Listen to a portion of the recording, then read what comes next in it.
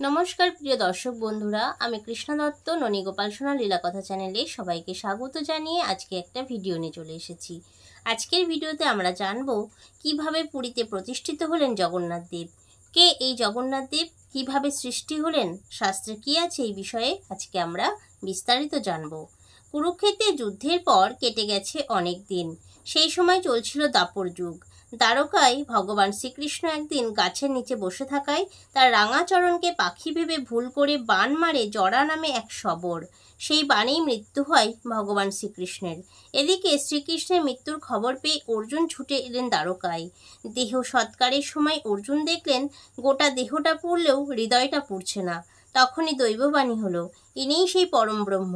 অর্জুন, তুমি এই হৃদয়কে সমুদ্রে নিক্ষেপ করো, সমুদ্রেই ওনার অনন্ত শয়ন।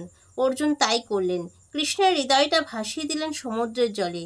ঢেউয়ের মাথায় ভাসতে ভাসতে পরম ব্রহ্ম সেই হৃদয়খানি, আর তাকেই লক্ষ্য করে সমুদ্র তীর ধরে ছুটে চললেন সেই শবর, যার বাণে মৃত্যু হয়েছে শ্রীকৃষ্ণের। দ্বারকা থেকে পুরী পর্যন্ত ছুটে অবশেষে সেখানেই শ্রীকৃষ্ণকে স্বপ্ন দেখলেন তিনি। আর তার স্বপ্নে দেখা দিয়ে শ্রীকৃষ্ণ বলেন, কাল ভোরে আমাকে তুলে নিয়ে আয়। এখন থেকে তোর বংশধর শবরদের হাতেই পুজো নেব আমি। সেই থেকেই নীল মাধব রূপে তিনি পূজিত হতে থাকলেন শবরদের কাছে। এরপর এলো কলিযুগ। কলিঙ্গ রাজা ইন্দ্রদৈন্য বিষ্ণুর ভক্ত। ইন্দ্রদৈন্য পুরীতে একটি মন্দির গড়ে তুললেন, যা এখন জগন্নাথ ধাম নামে পরিচিত। কিন্তু একটা আশ্চর্য কথা জানেন কি? সেই সময় মন্দির তৈরি হলেও সেখানে কোনো বিগ্রহ ছিল না। রাজসভায় একদিন কথা প্রসঙ্গে রাজা ইন্দ্রদৈন্য জানতে পারলেন বিষ্ণুরই এক রূপ নীল মাধবের কথা। তখনই রাজা ইন্দ্রদৈন্য প্রধান পুরোহিতের পুত্র বিদ্যাপতিকে পাঠালেন নীল মাধবের খোঁজে। কারণ বিদ্যাপতি বিভিন্ন রাজ্য ভ্রমণ করে থাকেন, তাই তার পক্ষে সহজ হবে। এইদিকে বিদ্যাপতি খুঁজতে খুঁজতে উপস্থিত হন শবররাজ বিশ্ব বসুর কুঠিরে, যে শবর নীলমাধবের পূজা করেন। শবরের সঙ্গে ঘনিষ্ঠতা জমিয়ে ফেলেন বিদ্যাপতি। এরপর শবরের কন্যার সঙ্গে তার বিবাহ হয়। বিয়ের পর বিদ্যাপতি দেখলেন রোজ সকালে কয়েক ঘন্টার জন্য শবররাজ কোথাও একটা যান। রোজ সকালে কোথায় যান বিশ্ব বসু, স্ত্রীকে প্রশ্ন করে বিদ্যাপতি জানতে পারলেন জঙ্গলের মধ্যে একটি গোপন জায়গায় নীলমাধবের পুজো করতে যান শবররাজ বিশ্ব বসু। উৎসাহিত হয়ে উঠলেন বিদ্যাপতি। নীলমাধবের সন্ধান যখন পাওয়া গিয়েছে তখন আর ছাড়া যাবে না বলে তিনি ঠিক করলেন। নীলমাধবকে দর্শন করার বায়না ধরলেন তিনি।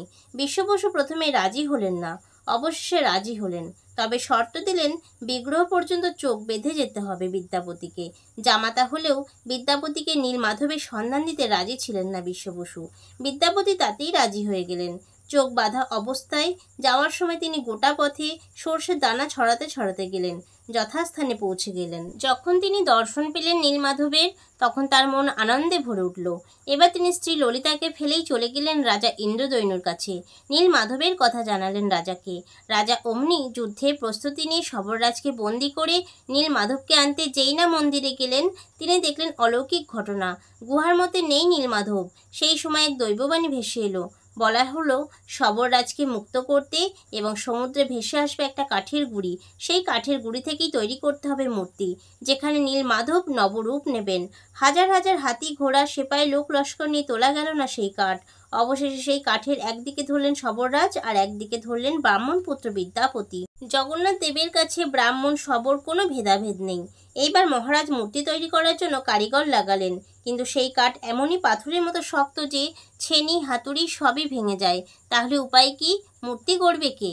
মহারাজের আকুলতা দেখে বৃদ্ধ বেশে হাজির হলেন স্বয়ং বিশ্বকর্মা। তিনিই মূর্তি গড়বেন, কিন্তু একটা শর্ত আছে। 21 দিন আগে তিনি নিজের দরজা খোলার আগে কেউ যেন দরজার ধারে কাছে না আসে। দরজা বন্ধ করে শুরু হলো মূর্তি প্রস্তুতি কাজ। ইন্দ্রদৈন্যর স্ত্রী রানী গুন্ডিচা মাতা রোজই বন্ধ দুয়ারে কান পেতে শোনেন কাঠ কাটার ঠক ঠক শব্দ। 14 দিন পর হঠাৎ রানী দেখলেন ভেতর থেকে কোনো আওয়াজ আসছে না। কি হলো? কৌতূহল চেপে রাখতে না পেরে রানী মহারাজকে জানাতেই রাজা ইন্দ্রদৈন্য খুলে ফেলেন কক্ষের দরজা। ভেতরে দেখেন বৃদ্ধ কারিগর উধাও। পড়ে আছে 3টি অসমাপ্ত মূর্তি। তাদের হাত পা কিছুই গঠন করা হয়নি। গহিত অপরাধ করে ফেলেছেন ভেবে দুঃখে ভেঙে পড়লেন রাজা। তখন রাজাকে স্বপ্নাদেশ দিয়ে জগন্নাথ দেব বললেন, এইরকম আগে থেকেই নির্ধারিত ছিল। তিনি এই রূপেই পূজিত হবেন এই ধরাধামে। এইভাবেই শুরু হলো পুরীতে জগন্নাথ দেবের পুজো। জগন্নাথ দেবের প্রধান উৎস হলো রথযাত্রা।